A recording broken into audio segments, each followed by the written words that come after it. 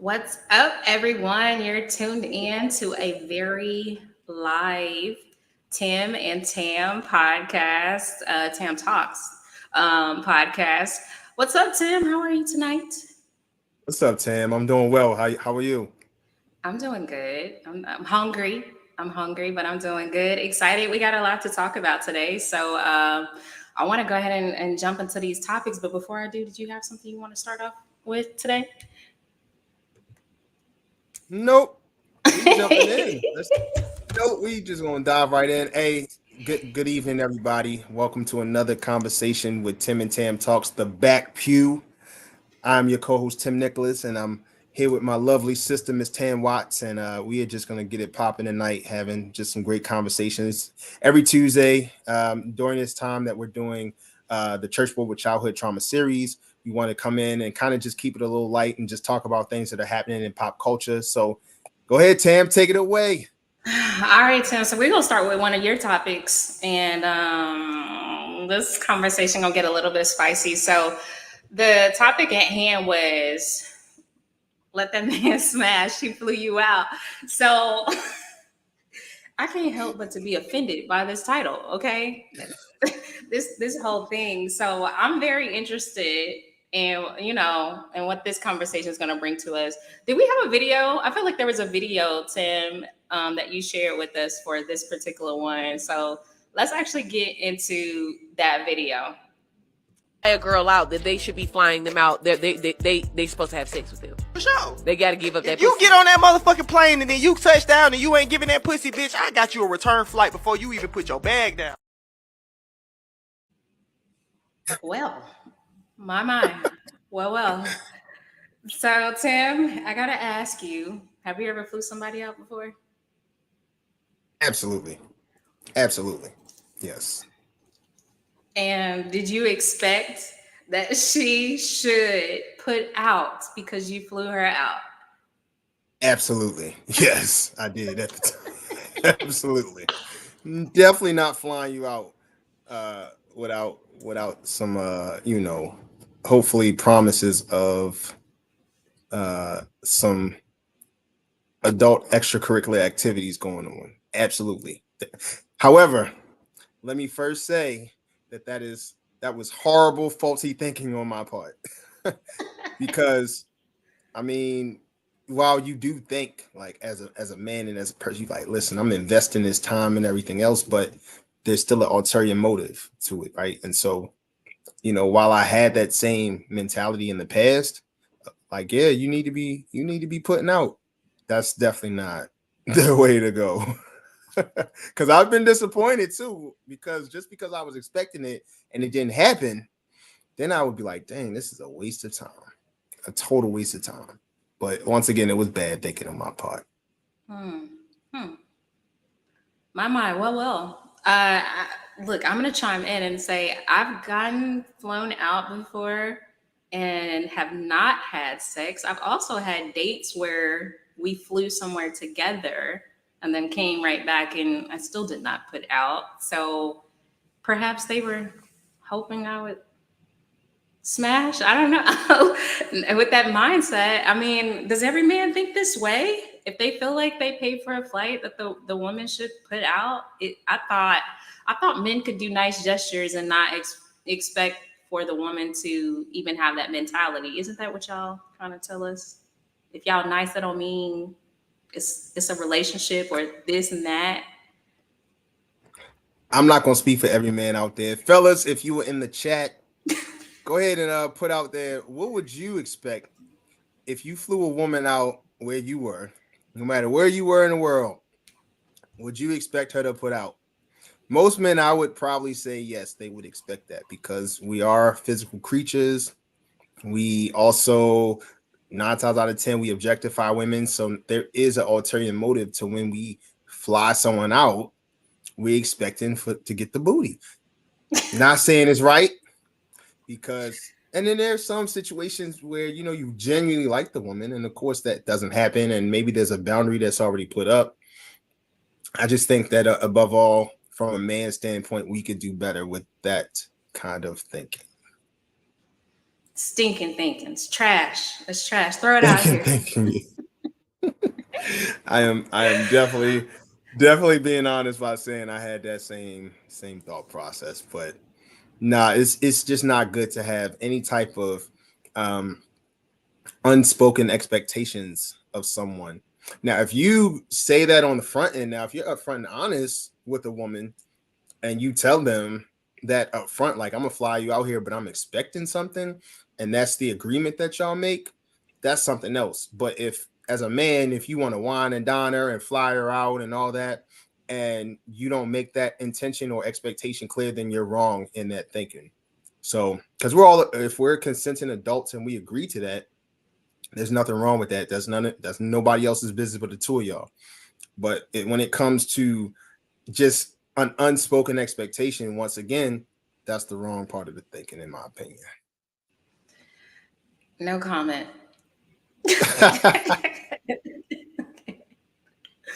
All right, let's go to the next topic, too. So this kind of segues into another topic that you brought to my attention, which was, can you have friends of the opposite sex? And I think this was specifically talking about, like, I don't know if it was dating or mostly marriage, but I think we have a video that also coincides with this one. So let's get into what he actually said. I'm a married man. I don't have any female friends. Well, your life sucks. I'm so sorry. I'm so sorry you don't have any female friends. That is crazy. I'm a woman. I don't have any male friends. I only have female friends. Only male friend I have is my husband. Dang, you don't have a brother? You don't have any spiritual brothers? Man, that's crazy. And now look, if you need that because you're so horny and your penis is so wild that at the very mention of another woman or close proximity with her, your peen's like, maybe you need to go to therapy. Yay! But I have god sisters that have literally spent the night at our house with my wife here. I'm not attracted to them. They're my sisters, and ew. Let's stop acting like every man and woman in a room is now just a penis and a vagina, and there's no way they won't come together. If you are dating somebody, establish the type of boundaries that honor both God and the person you are dating. And if the person has a discomfort with something you are doing, before you get defensive, become curious as to why it pissed you off. I got deep. I'm gonna let you start this one, Tim, since it was Nope, I started the last one. You start this one. I'm curious what you think about this one. So, can you have friends of the opposite sex, Tim? If you're in a relationship, or if you decide to get married again, would you have friends of the opposite sex? I would personally say that's not my boundary. I feel like I have guy and female friends, so I would assume that whoever I'm in connectivity with would also have guy and female friends, and I say that because some of my friends are business partners. Some of them are just friends that I could talk to and get counsel from, or pray with. Like you have friends for every bucket in your life. For every season, I have a friend, somebody I could call. So for me, I wouldn't mind it if my husband or person that I'm dating had friends of the opposite sex. Like, I'm not insecure in that way. And I feel like I would say I've been in a situation when I was married, my ex-husband, when we first got married, he didn't want me to have any guy friends. And I literally had to call like my guy friends, like, I can't be friends with you anymore. And they were like, what are you talking? Like, what? I was like, yeah, I'm being disrespectful to my husband, talking to guys, And at that time, that was his boundary, and I respected his boundary until I woke up and was like, okay, why do you have this boundary? I started to ask questions, and I realized he had that boundary because he couldn't control himself around females. So he thought, or he assumed, that I would have the same type of conversations that he was having with, people of the opposite sex. So, for me, it wouldn't be a big deal. So yes, You can have friends of the opposite sex. What about you, Tim? I think it's okay if they are pre-existing relationships for the most part, and I feel as though it's boundary based. So if we do have friends of the opposite sex, you know, and you're in a relationship or a marriage, that other person has to be comfortable with that friendship, and if they're not, you have to cut it off. No matter, I don't think there's any explanation that needs to be had. If that person is not comfortable with your friendship of the opposite sex, you just need to remove it, because the last thing you want that situation to happen, or something to happen, you want that there'll be a wedge between your relationship because you still want to hold on to a friendship, and that's out of order. And so I don't see it as being a problem. I do believe, especially, we're all brothers and sisters in Christ. If that's the relationship that is carried on, you have to use discernment in those situations. But I don't necessarily see it being wrong on either side. If you don't have friends of the opposite sex, there's probably a reason why you shouldn't. There's probably a reason why you should not have friends of the opposite sex. And if you do, you just have to establish boundaries and make sure that other person or the other friends that you have at opposite sex, they respect your marriage, they respect your relationship, they respect the person that you're in a relationship with. They can honor those things. But I mean, everyone's situation is different. So it's really not cookie cutter for every situation. It really has to be established between your spouse or your significant other and what they're comfortable with. If they're not comfortable with it, then you have to make that sacrifice and remove the relationship so that it's not drawing a wedge between your relationship at home. That's my opinion with it. Yeah. I agree with some of what you said. Hey, I get it. No, you're right. I completely agree with, like, you do have to, make sure that your relationship is solid. And if that includes, look, I did it when I was married. That's what I bit the bullet. I bit the bullet because I wanted to keep the house with peace. So sometimes you have to do that, but it's always good to really understand and unpack. Sometimes it could be like an insecurity, or it could be something else. Sometimes it's okay to ask, why do you have this boundary? Why is this a boundary? And get to the root of that. And sometimes you'll uncover and discover some things that might be more beneficial to your relationship, rather than just being like a stern, don't do this, kind of a thing. It's always good to communicate the why sometimes. But yeah. For sure. And you got to question yourself too. I know there's been moments where I've even been insecure and even made some of the wrong choices, and and said, I don't think that person is a good fit. Yeah. And a mistake too. So it really depends on really where you're at within yourself, and really have to question your own stuff too. So. All right, so let's get into a little bit of drama. So if you were online yesterday, Uncle Russ, does he have a bank? Uncle Russ, Yogi Russell Simmons, Mr. Peace, had some issues with his family. It was a little bit of family drama. And I want to get into and unpack like what went down online. And I'm just going to give you a preface of like what happened. So basically, one of his daughters went online and told Kimora, which is the mom, Happy Father's Day. And from there, it appears that Russell Simmons went off. He was unhappy with what was going on. He felt unappreciated. And so the daughters basically took to the online and with all of their emotions, including Kimora Lee Simmons. So let's actually get into that video in terms of what they said. Yoki said, hold on. Wait, let me screenshot this. Hold on. Here, Aoki Lee Simmons. Aoki says, I have phone tapes of him threatening me. Now, y'all know. Why would Miss Harvard have to do that? Miss Harvard, you don't have to do that. I love you, baby. Mama has your back all the time. But you don't have to do that. And I know you're always worried Yoki. I had not done anything to him. Anything he says that we've done is like, they didn't call me when I said call. They didn't post a picture of me on Instagram for my birthday. Like, we have done nothing but go to school and stay out of grown folks' business and don't worry about this over here. And it's my dad who, if you unblock him for 2 seconds, he starts telling you what a mother is.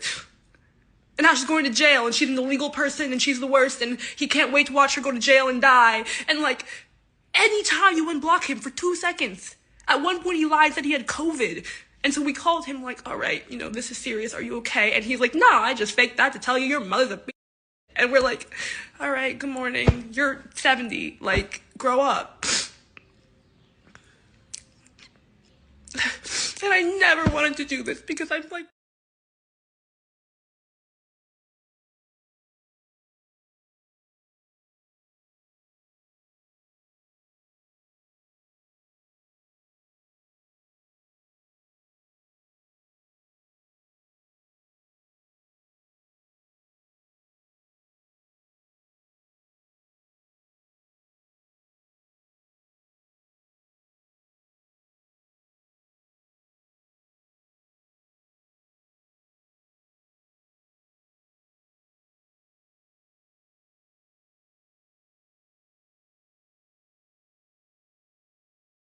All right, guys, I'm gonna cut that short just because there's no audio on that last video. We gotta read lips, and I don't know how to do that very well. His eyes said it all. I mean, my man, he was going in. You know, he was going in, and I think a lot of people were actually shocked from, I guess, the kids exposing this side of Uncle Russ, just because when you see him, he seems very zen. He seems very positive. They always do. Seems very positive, very zen, but behind closed doors, it sounds like he's a hellraiser to his kids and apparently his ex-wife. And, apparently his ex-wife. So what do you got to say, Tim? I remember watching on Netflix. There was a Netflix comedy special back in 2017 where it was Def Comedy Jam 25th year anniversary, right? And you could just tell they were celebrating, you know, all the talent that had just come through Def Comedy over the past 20 years, 25 years, from Kevin Hart, Bill Bellamy, let's see, Dave Chappelle, D.L. Hewley, Steve Harvey, all these guys. But of course, it was a celebration of Russell Simmons bringing it together. Martin Lawrence was also there too. And there were times that you could even see Uncle Russ, even throughout the comedy special, where you could just tell he like, yo, wrap it up. Or he would just kind of give one of those looks like, yo.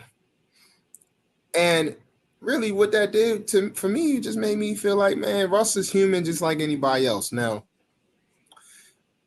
I get frustrated sometimes just when stuff like this on social media comes up, because I just remember the days where we didn't know all this stuff about any celebrities. We didn't know about Brian McKnight being a bad dad. We didn't know about Dwayne Wade. You know, we wouldn't have known about Dwayne Wade's son having a sex change. We wouldn't have known about a lot of this stuff. So the fact that his daughter came out and talked about how she's not being well taken care of, or the kids aren't being well taken care of, and he's acting crazy and acting a fool and all that, to me, my question is, what's the end game here? What's the end game? Because now you are, for lack of better words, now the world sees your father in a different light. They see pretty much a lot of pettiness going on, and we all have family drama. It's just not publicized like it is with celebrities. And so how are you going to deal with your family drama? Going on social media talking negatively about him, is that really going to get him to open up his checkbook for you to pay his rent? Like, what is it going to happen? And even if he's showing you tough love, yo, you still are a person. You got to go get it. Whatever you got to do by any means necessary to get it, daddy ain't gonna open it up. And sometimes I feel like we don't know the full story, number one. But also, the kids already feel like there's a sense of entitlement too. So it could be some of that too going on, where daddy's not paying my rent, he's not paying my rent. Oh, but and then you want to air out all his dirty laundry like that's gonna change it, because he came out with a statement and said, hey, I love y'all, like, you know, I love y'all to death. You know, I'm just showing y'all a little tough love right now. That was his statement after everything came out.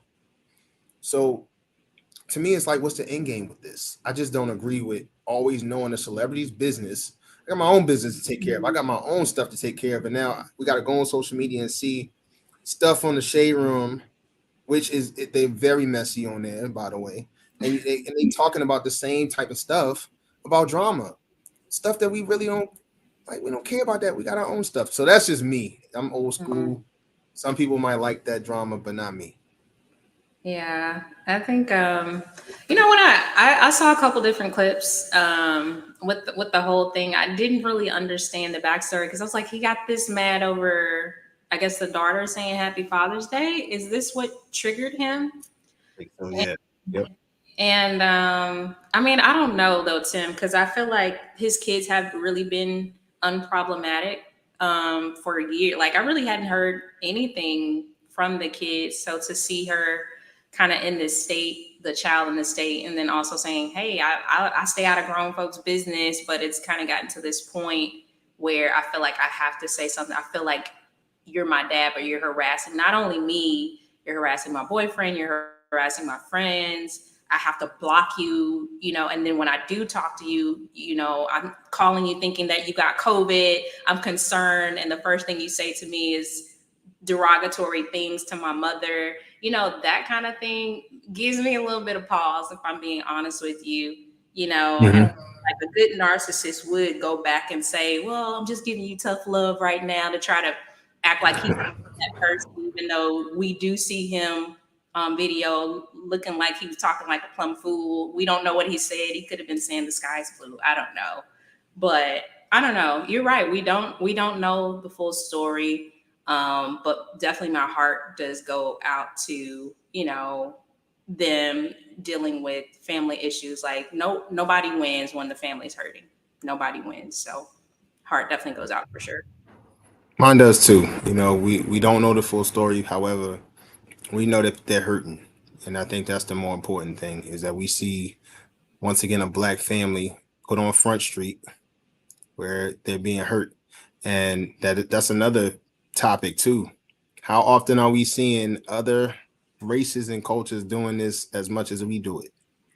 And so we just got to be careful. It's kind of messing up the Black family in a big way when we do stuff like that. And we air out our laundry. We don't keep it in house.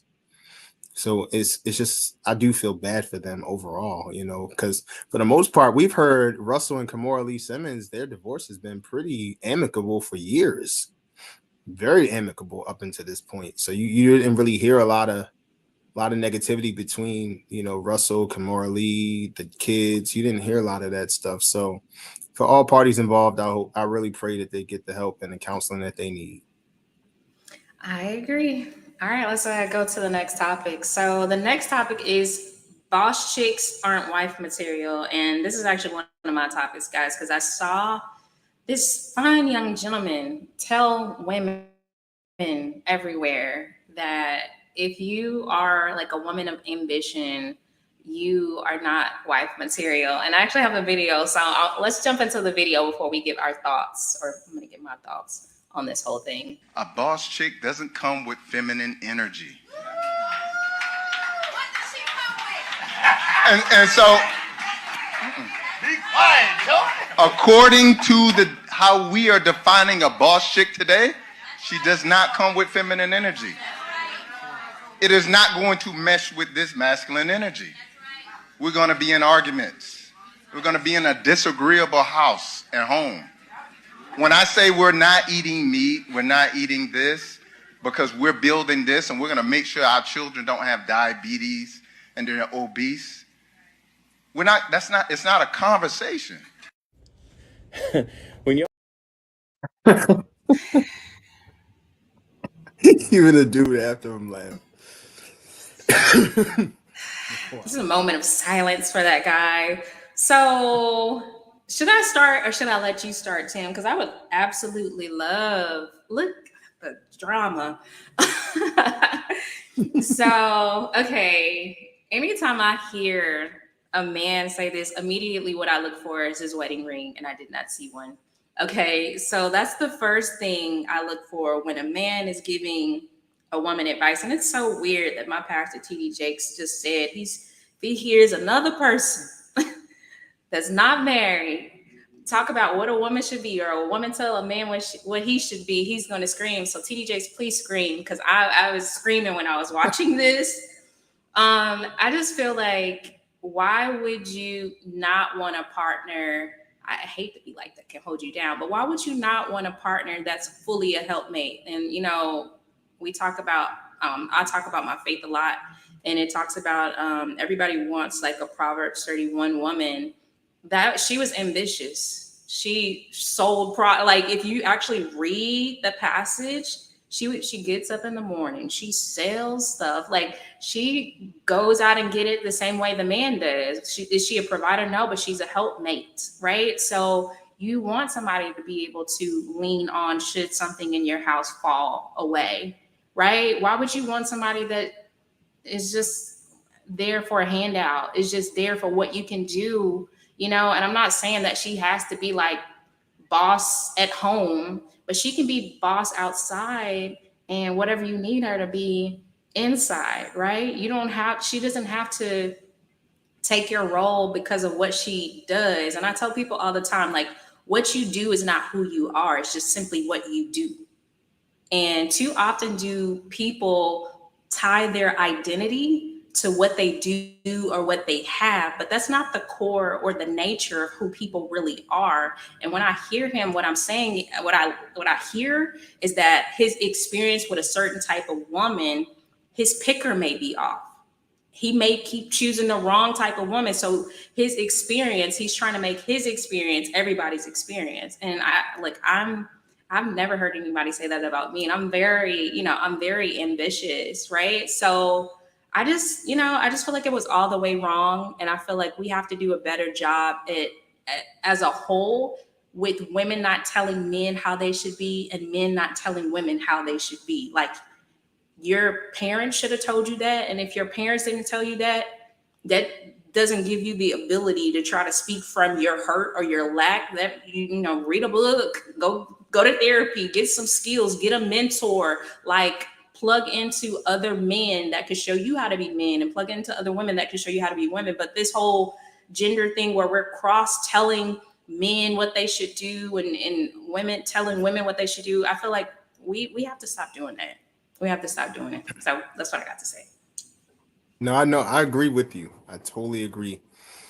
Boss chicks aren't wife material. That's the title, right? So I'm gonna tie this in because I actually have one of these on. Go ahead then, brother. I'm an alpha man. I feel as though I carry pretty good leadership qualities, but I married an alpha woman too, who is a boss chick in her own way. She was a boss chick before I showed up in her life. And that's one of the things that I fell in love with, was the fact that she is a boss chick who knows how to get it without somebody handing something to her. And so the last thing I would want to do is change that in her because she's with a man. I wouldn't want her to change that perspective or that drive or that ambition simply because she's with a man. What we do, being an alpha man and an alpha woman, and she carries the house and she tell me what to do, how to do it. I help out where needed, all those types of things, but she runs this spot, man. You know what I'm saying? And respectfully, that's what leaders do. That's what us men are supposed to do. We're supposed to delegate leadership to our partners. That's what a real man does. And what you do in a marriage with a boss chick, so to speak, you let them thrive in that environment. You let them be themselves as long as they continue to respect you. And we have respect with one another on how we operate, period. Not just in the house, but when we talk about careers, when we talk about goals, when we talk about how to raise children, you need that. I didn't marry her to walk over her just because she's my wife. No, that's not what marriage is about, or relationship should be about. It should be about allowing that woman to thrive in your environment. And if that means that she exhibits leadership qualities and skills as a boss chick, where she has had to be her entire life, then you allow her to thrive in that environment 100%, as long as there's harmony in the house. And that's what it is. And so I wholeheartedly respect women who are boss chicks, who have to get it, who want to get it, who are ambitious, no matter what. And just because she's a boss chick, or any woman is a boss chick, doesn't mean that she loses her femininity because she's a boss chick. So you got to carry that. And as a woman, you never know. She might be in a male-dominated field, and she got to have a little bit of masculinity to carry herself in that male-dominated field.